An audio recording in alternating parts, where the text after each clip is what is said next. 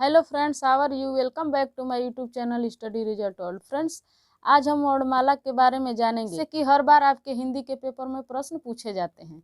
तो फ्रेंड्स, आइए वीडियो को स्टार्ट करते हैं। और फ्रेंड्स, वीडियो अगर अच्छा लगे तो वीडियो को लाइक कर दीजिए, शेयर कर दीजिए और प्लीज़ मेरे चैनल को सब्सक्राइब कर दीजिएगा। तो फ्रेंड्स, आइए वीडियो को स्टार्ट करते हैं और समझते हैं वर्णमाला यानी अल्फ़ाबेट।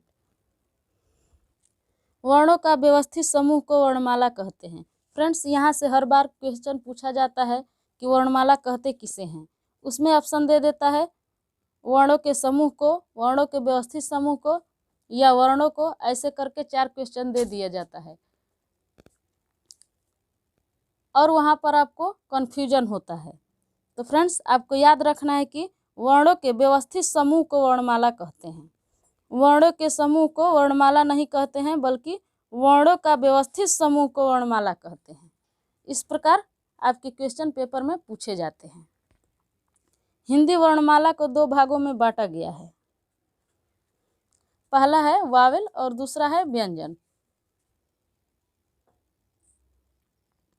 तो आइए जानते हैं स्वर किसे कहते हैं।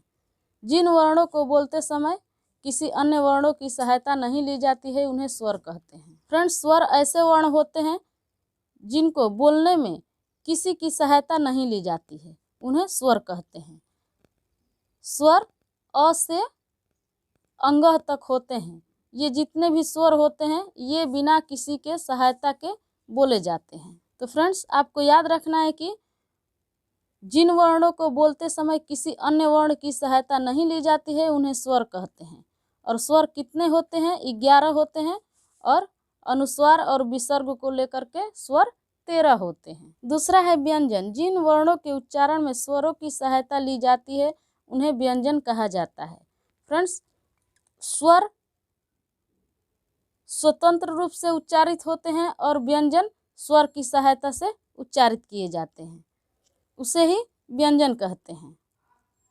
व्यंजन जिन वर्णों के उच्चारण में स्वरों की सहायता ली जाती है, उसे व्यंजन कहते हैं। जैसे क से ज्ञ तक। क से ज्ञ तक जितने भी वर्ण होते हैं, ये स्वर की सहायता से उच्चारित किए जाते हैं। यानी अगर आप क बोलते हैं तो उसमें अ छुपा होता है, आधा क और अ। उसी प्रकार आधा ख और अ, ख, और उसी प्रकार आधा ग और अ, ग।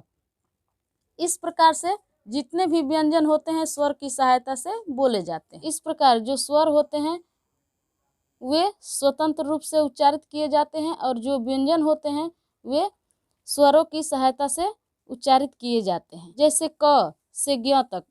क से ज्ञ तक जितने भी वर्ण हैं, अगर आप बोलते हैं उसमें अ की ध्वनि छुपी होती है। इस प्रकार आधा क और अ मिलकर के पूरा क बनता है। तो इस प्रकार आपको क्लियर हो गया होगा कि स्वर किसे कहते हैं और व्यंजन किसे कहते हैं। स्वर स्वतंत्र रूप से उच्चारित किए जाते हैं और व्यंजन स्वरों की सहायता से उच्चारित किए जाते हैं। फ्रेंड्स, नोट में आपको याद रखना है कि भाषा की सबसे छोटी इकाई ध्वनि या वर्ण होती है। इससे भी क्वेश्चन आपके पेपर में पूछे जाते हैं कि भाषा की सबसे छोटी इकाई क्या है। तो आपको याद रखना है कि भाषा की सबसे छोटी इकाई ध्वनि या वर्ण होती है। व्यंजनों को निम्नलिखित भागों में बांटा गया है। फ्रेंड्स, जो क से ज्ञ तक व्यंजन होते हैं उनको निम्नलिखित भागों में बांटा गया है। पहला है स्पर्श व्यंजन। जिन व्यंजनों के उच्चारण में हवा मुख के किसी विशेष स्थान, कंठ, तालु, मूर्धा, दंत, ओठ को स्पर्श करती है, उन्हें स्पर्श व्यंजन कहा जाता है। फ्रेंड्स, आपको याद रखना है कि व्यंजन को निम्नलिखित भागों में बांटा गया है, जिसमें पहला है स्पर्श व्यंजन। स्पर्श व्यंजन कहते किसे हैं? जिन व्यंजनों के उच्चारण में हवा मुख के किसी विशेष स्थान, कंठ, तालु, मूर्धा, दंत, ओठ को स्पर्श करती है, उसे स्पर्श व्यंजन कहा जाता है। इनकी संख्या 25 होती है। जो स्पर्श व्यंजन होते हैं इनकी संख्या 25 होती है, क से लेकर म तक। और ये जितने भी क से म तक वर्ण होते हैं, ये कंठ, तालु, मूर्धा, दंत, होठ को स्पर्श करके बोले जाते हैं, उसे ही स्पर्श व्यंजन कहते हैं। अगला है अंतस्थ व्यंजन।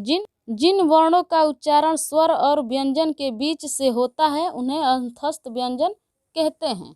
फ्रेंड्स, जो अंतस्थ व्यंजन होते हैं उनका उच्चारण स्वर और व्यंजन के बीच से होता है, इसलिए उन्हें अंतस्थ व्यंजन कहते हैं। इनकी संख्या 4 होती है। अंतस्थ व्यंजन की संख्या कितनी होती है? तो 4 होती है। य, र, ल, व।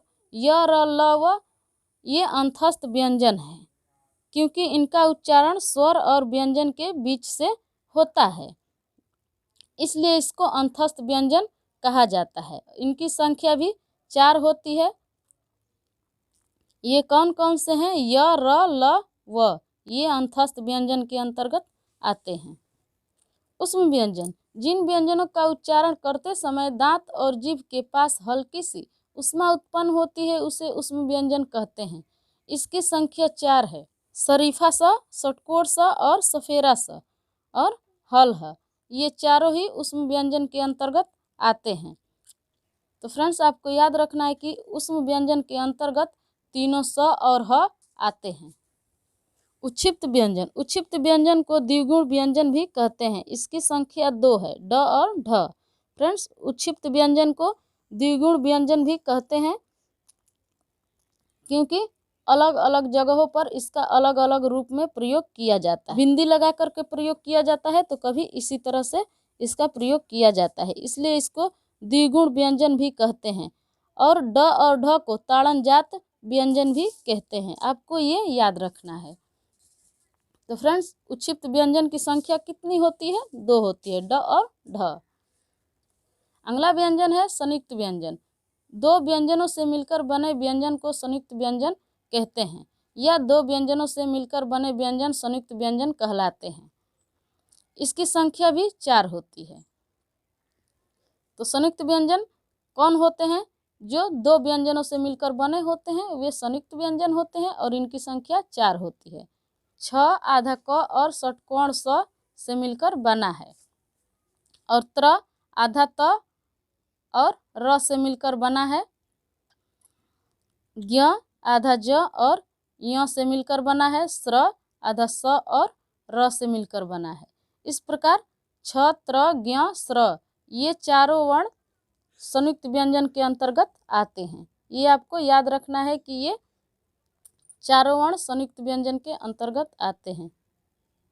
फ्रेंड्स, अगर वीडियो अच्छा लगा हो तो वीडियो को लाइक कर दीजिए, शेयर कर दीजिए और प्लीज़ मेरे चैनल को सब्सक्राइब कर दीजिए। देखने के लिए थैंक। मिलते हैं अगले वीडियो में, तब तक के लिए टेक केयर।